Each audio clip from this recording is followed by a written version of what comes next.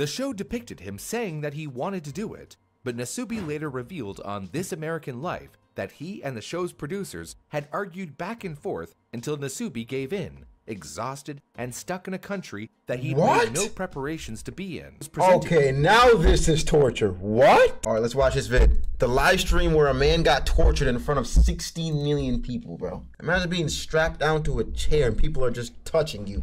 And 16 million people watching. That shit would suck. So let's see how he was able to endure this. You're taken blindfolded to a strange apartment and locked inside. You have no contact with the outside world and none of your belongings. You're trapped in an empty room with no food or water. They've even stripped you of your clothing. The only way out is to raise $7,000 for the people keeping you captive. And the plot twist? You eagerly signed up for this. This is a Mr. Beast challenge? This is a fucking Mr. Beast challenge?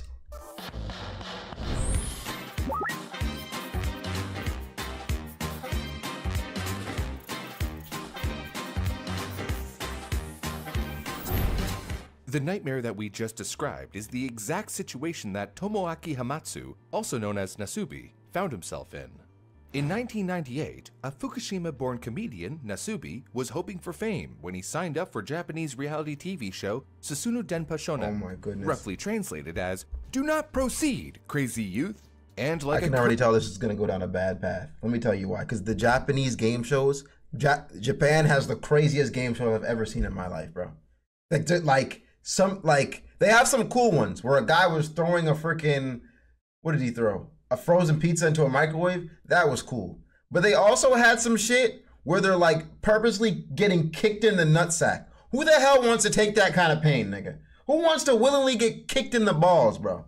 It just doesn't make any sense. And I don't know why you would sign up for that shit. But I'm just gonna assume that he went down this same path talking about, let me be locked in a fucking room for, oh my, yeah, okay, buddy. Cursed monkey paw curling a finger, the show granted Nasubi's wish for fame.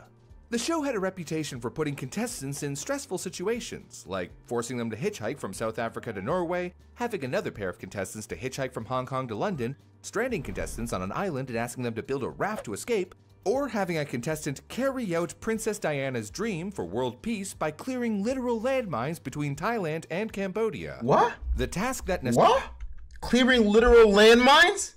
To peace by clearing— or having a contestant carry out Princess Diana's dream for world peace by clearing literal landmines between Thailand and Cambodia. She can carry out her damn dream by herself! I'm not walking on landmines with you, nigga! I mean, fucked up!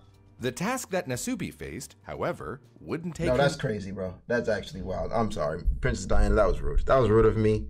That was rude of me, but I'm just being like, please carry out that, like, do that by yourself, bro, okay? Like, I understand you in world peace. That's a great cause. That is. But you set that cause, okay? And that's something that you can do on your own without my help. So far from home. After winning a draw for the role, he was ushered into a small apartment that looked no larger than 8 feet by 6 feet, plus a small kitchenette and a toilet. There, he was told the details of his challenge.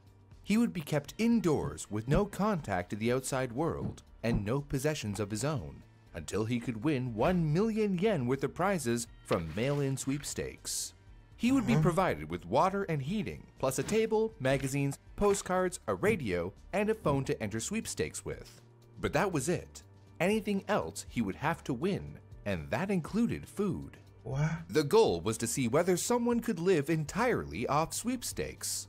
At the time, sweepstakes were all the rage, and Japan was going through a recession. As a result, some wondered if they could live solely off prizes won through mail-in sweepstakes meant to save money. The Sweepstakes Life segment was an instant success. And this is where Nasubi's unfortunate nickname comes from. The word Nasubi is Japanese for eggplant, and was partly inspired by how his head kind of looked like an eggplant shape. But that no possessions of his own part also included clothes, and so editors put an animated eggplant over his— well, you know. Yeah. It all sounds a little like the movie Truman Show, or one of those psychological experiments carried out in the past which are now viewed as horrific and inhumane, with a hidden camera present to secretly record the subjects slowly losing their grasp on reality. Of course, in this case, Nasubi knew he was being filmed. What he didn't realize was that he was already being watched. At first, a segment was cut together and shown every week. Later, the show became so popular that it was being live streamed to a massive audience, 16 million people all over Japan. More viewers than even the record-breaking series finale Game of Thrones on HBO in the US.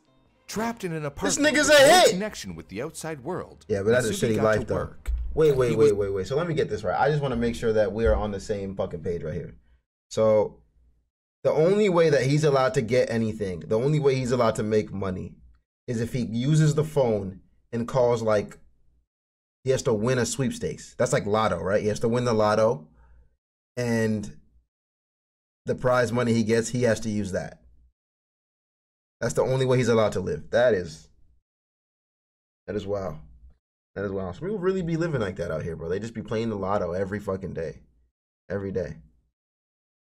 They just waiting for the big one. You know? I know it all too well, man. All too well. Was left with a rack of magazines containing mail-in sweepstakes, postcards, and a burning desire to get himself clothed. Day in, day out, he filled out postcards with sweepstakes entries and mailed them out. The first one he entered, it was for an apron. He didn't win it. Aside from the lack of clothes, Nasubi was also tormented by a lack of food.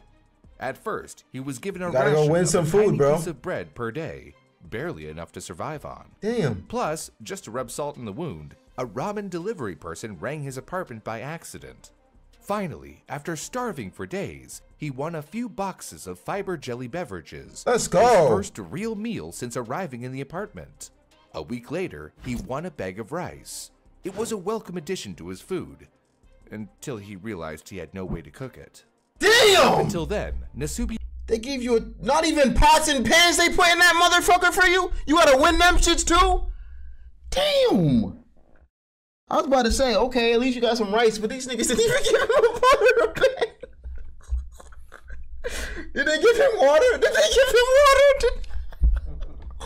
Did he have to win the water?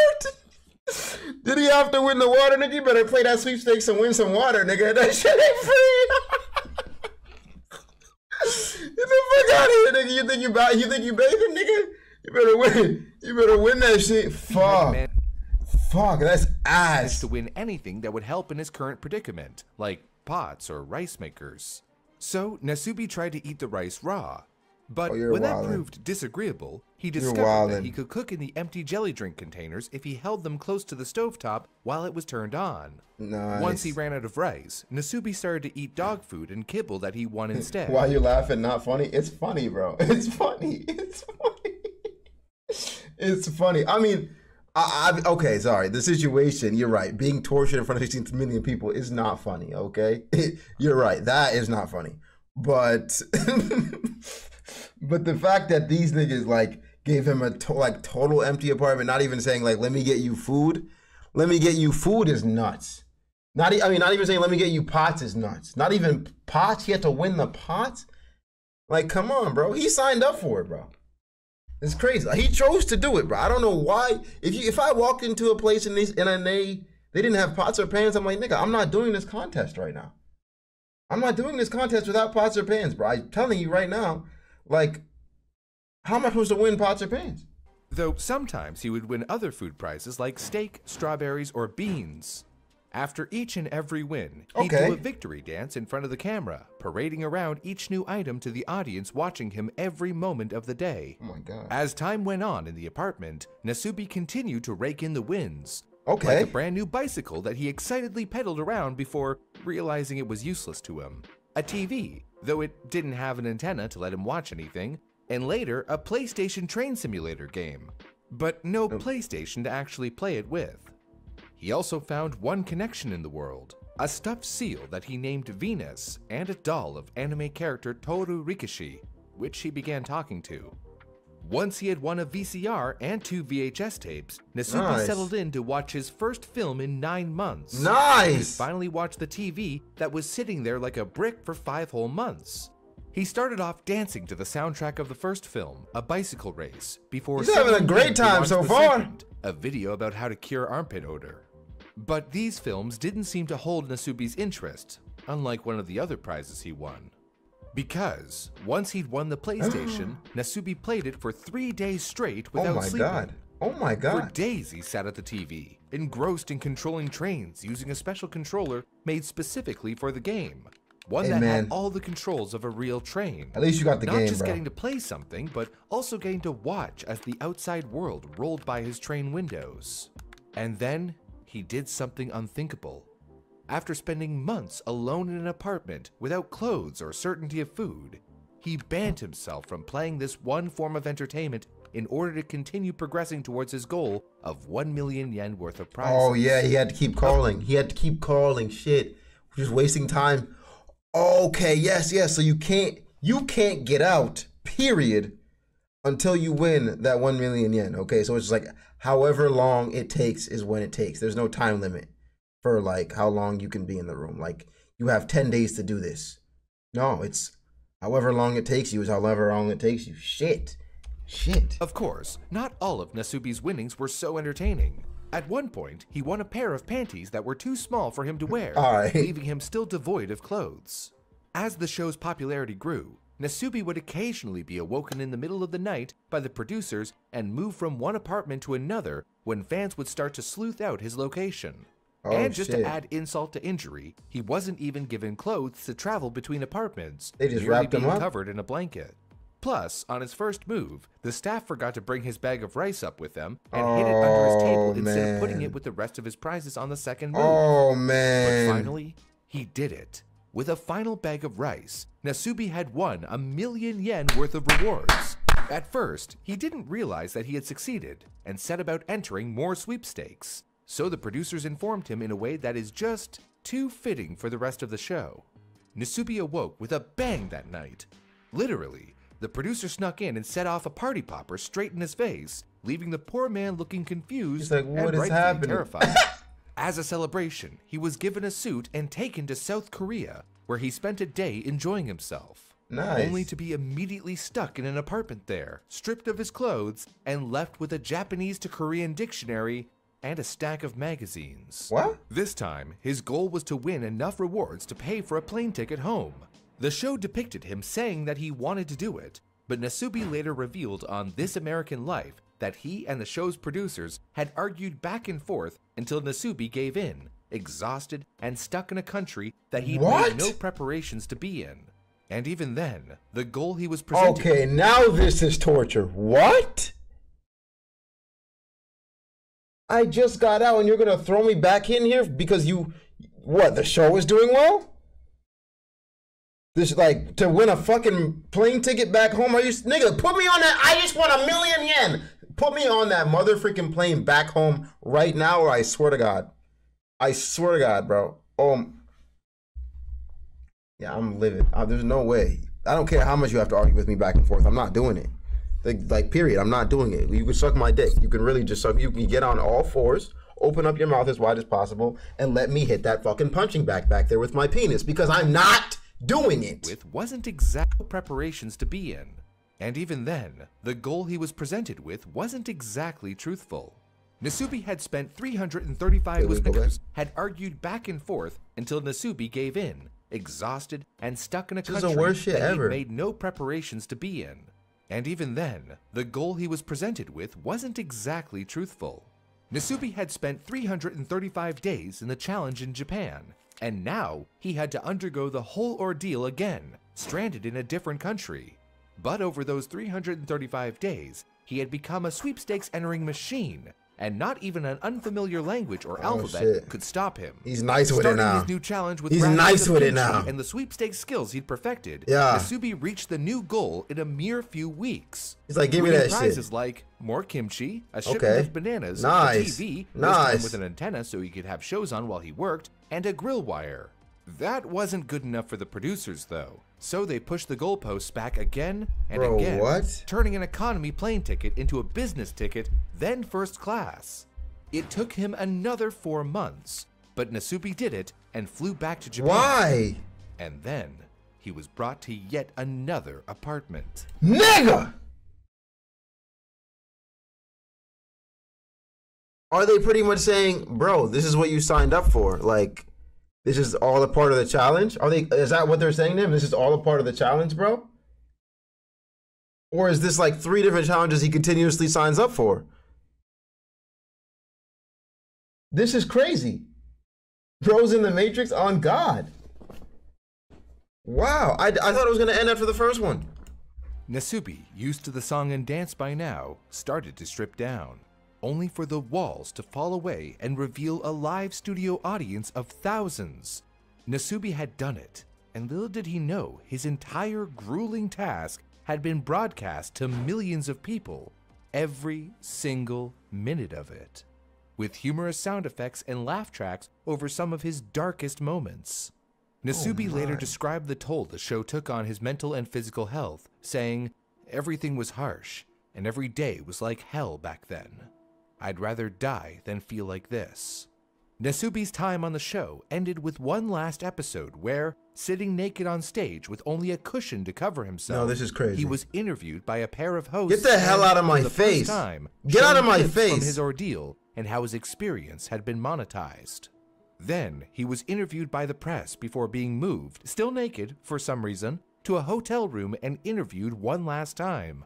After the show, Nasubi faced issues like feeling uncomfortable wearing clothes and his speech slowing down. This nigga He turned also into reported Tarzan. trouble holding down conversations given he'd only spoken to a delivery person, a doll, and a stuffed animal for over a year. Wow. Nasubi later admitted that he felt guilt.